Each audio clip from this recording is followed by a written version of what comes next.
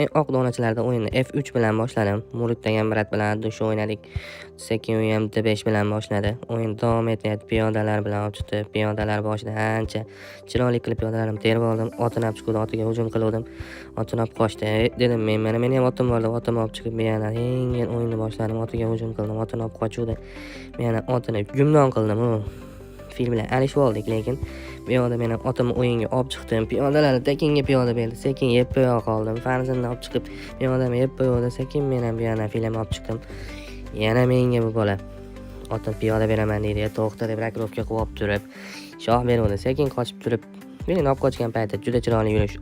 Ot bilan sekin piyodani yeb oldim.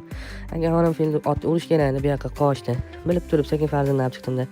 Mana bunaqa juda chiroyli shoh berdim. Shoh berganda ham qana chiroyli qilib farzandni mo'ljallab turibmiz. Mana shuni qochgandan keyin farzandni tekinga yeb oldik. Farzand tekinga yegandan keyin yana aka piyodasini olib chiqib qo'ydim. Fili qolib ketib qoldi. Filini yeb qo'ydim. Fil bu yana ikkinchi filini ham yeb olib chiqib qo'ydi. Yengil bu yana motga tayyor holatda kelib qoldi aka.